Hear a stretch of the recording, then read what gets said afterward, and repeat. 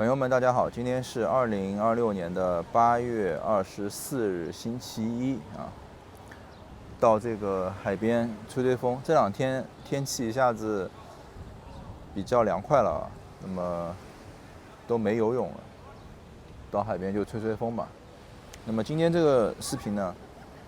聊一聊美股啊，聊一聊这个投资理财的这个内容。首先呢，就是有一个也是在西班牙的啊，在马拉加的一个网友，他说他这两天呢自驾到我们这边来，想请我喝咖啡。我要说个抱歉啊，因为我这两天脚也坏了啊，就我的脚有那个足底筋膜炎，发作的很严重，然后每天还要照顾小孩啊，带孩子啊，做饭啊，打扫卫生啊，做很多家务啊，买菜啊，反正一大堆的事情，就人生也不是很自由啊，所以抱歉了啊，这杯咖啡怕是喝不上了，等待下一次机会吧。那么有网友说啊，说你做股票是不是玄学啊？因为我上个礼拜四清仓，然后礼拜五开始就下跌，今天礼拜一又是下跌啊！我当时就说，我说我会预料会有一些事情要发生，然后就感觉不太好。其实你说我有没有做市场分析，肯定是有的啊，不可能说我就是靠一个感觉。因为如果我星期四没有卖的话，那么我到现在我的利润又要少掉10%左右啊。那么现在我手里都是现金，是吧？我就又比较稳了，我又可以慢慢的来观察啊。但我为什么就是说我没有在视频里面做很多的分析？因为这个分析是每天一点一点的积累起来的，就你很难给它一下子做一个视频很系统的去讲，或者讲个几个小时，这也没有太大的意义，是吧？那么今天啊，礼拜一这个美股崩盘了，大跌了啊，很多股票都在下跌，像什么存储啊、芯片啊这些东西，反正我上个视频我都说了。主要呢，市场有几个点啊，一个呢就是中东这边战争啊，中东这边战争，土耳其好像要干起来了啊。因为这个土耳其呢，它也算是欧洲国家，是吧？你说它是这个也算是一个欧洲国家，而且它也是个大国啊。如果土耳其一旦参与进去这件事情的话，那这个战争就要扩大，那么通货膨胀啊，就物价什么全面的要再上一个台阶。要知道现在的经济已经是很脆弱了啊，是很脆弱的经济。像我们今年这个地方，往年度假的人很多的，今年的人都少了好多啊，生意大家都很难做，就是因为现在物价也很贵，然后天气也不好，天气这两天也很热，是吧？就是今年整个夏天。那么第二个呢，就是加拿大卡尼呢，他说跟这个川普跟美国关税啊这个贸易谈判呢谈崩掉了，所以这个呢又会引起大家的忧虑啊，觉得这个贸易战没有往好的方向发展，因为美国自己现在问题也一大堆啊，美国的这个40万亿的这个美债啊。其实我观察的点呢，也有几个啊，我先说一说。首先呢，就是我前面说的战争这个事情，其实我在去年我一直就说了，我说俄乌战争啊，还有像今年发生的这个中东的战争，都是非常大的影响到局势的。因为现在其实整个世界经济，美国、中国、欧洲都不是很好啊。这个其实也很简单，因为现在大家都是一个在抗争啊，它不是在合作的一个环节。那么中国这边这个房价跌得很厉害，内需市场啊，就居民消费都很低，做生意也很难做啊。房价你像这个一线城市，像上海、北京什么这些商铺啊，这些房价啊，做餐饮啊，真的都好难做。但是呢，我们看到一个很奇怪的事情，就是人民币一直在升值啊。人民币从那个7.3啊，到现在是变成6.7，就人民币今年啊兑换美元，在快速的人民币在进行升值。那么这个其实呢是中国和美国之间的一个贸易的谈判啊，最主要的原因就是人民币的这个中国的外贸啊出口一直在增长，就这个出口它不但没有减少啊，它对内经济确实是现在不怎么样，但是它出口它是一直在增长。当然了，这个出口你也不能说是中国的经济它有了很好的发展，是吧？应该来说就是说，相比较下来，就它的东西更便宜啊。别的国家现在像美国、像欧洲，还是很大的依赖性啊。再看一看最近啊，网上吹的这个神乎其神的，说什么中国要闭关锁国了，有915那个国门啊就要关闭了，不让大家出国了什么。在我的看来呢，这个也是美国的啊一个要求，因为中美马上又要进行谈判了啊。具体当然，你说国家大事有什么，就是美国手里有什么中国的这个想要的牌啊，这个我也不知道，是吧？但是我认为有一点就是，川普在治理移民方面，他是下了大的功夫的。然后呢，中国这2年走线去的人很多啊，那么一方面就是帮助这些人遣返，对吧？因为这个是中国之前答应了，就反正上一次谈判什么就中国就答应了啊，说要准备接受多少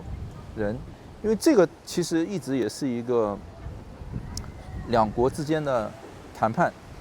一个筹码，就像这一次那个像我们在西班牙、非洲那边啊，摩洛哥什么，他们很多人跑来，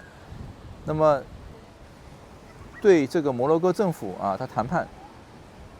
啊，有一些什么经济上的支持的啊，摩洛哥政府说，那我这个移民我就给他接收回来啊。如果说谈得不爽啊，那我这个就不管了，我不接收了，这些人就留在你这里。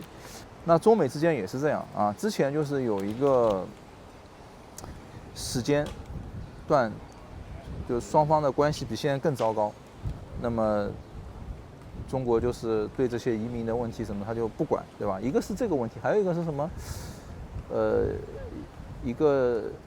个什么药物啊？芬太尼，对，芬太尼，对，反正就是现在呢，就是中美这个方向呢，啊，准备我觉得又要进行一个更深入的谈判了。所以呢，你看这个政策就出在啊，说9月15号执行，这些政策就在这个时间。然后人民币贬值呢，也是在这段时间啊，因为人民币贬值呢，不是人民币贬值，人民币升值。就人民币升值呢，也是在这段时间，因为人民币升值呢，就是可以帮助美国的经济啊走得更稳，也帮助美国本土的企业啊更有竞争力。所以呢，这个是一个中美之间的啊。那么我们再看看中欧之间啊，就中国和欧盟。中国和欧盟呢，其实欧盟这段时间一直在要求人民币升值，啊，尤其是德国的跟法国的领导人一直说的啊，因为德国车企啊或者说什么，他可能有点扛不住了，因为中国和欧盟的这个贸易逆差从2025年的每天9亿每天9亿欧元，现在已经扩大到每天10亿欧元，就是一年360天，就等于现在一年要有3600亿欧元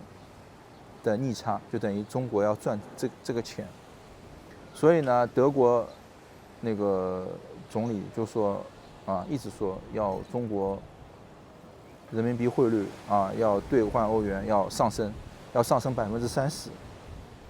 但是欧盟呢，他现在手里的牌呢，他没有美国厉害因为欧盟对中国，当然具体到底是为什么他没有美国有这么多牌，这个我也不知道。我认为有可能就是美国跟中国的这个经济上的牵扯或者什么上面，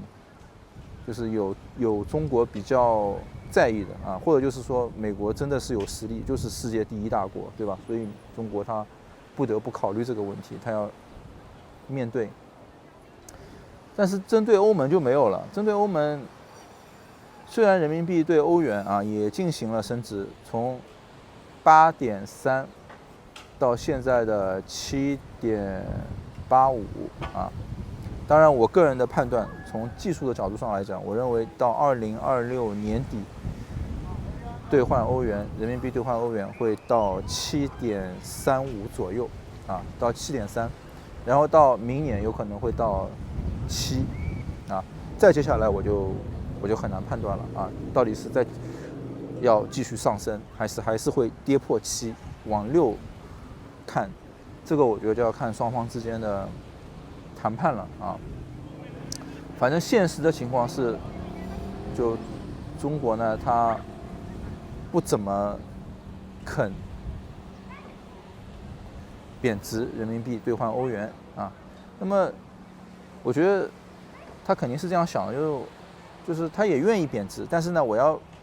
就是这个就是一种互相之间的谈判他不会说我就一口气像答应美国那样答应的那么干脆，这个让这个人民币兑换美元升值的这么厉害，对吧？他就是好像双方之间是慢慢的一点点，所以呢，欧盟现在说要对中国采取什么样更严的措施，贸易上的措施，但是很难因为欧盟现在夹在中间，一方面是就是出口商品什么的，就中国还是对它产生了一个很大的竞争力。另外一方面就是美国的美国就像美国跟加拿大这样，就美国对待这个欧盟的这个关税也让欧盟的这个出口呢经济呢遭受了一些问题。那么又加上2场战争，又导致欧盟的天然气能源这些东西低价的没有了，物价还要再上升，所以欧盟它的这个牌它的这个难度就更高一点。所以呢，其实这些都是一个我觉得我们要观察到的一个基本面，对吧？就是说整体的这个经济到底怎么样。那么另外一方面一方面是看现在我们这个世界的经济面临着这么大的这些难题这些看起来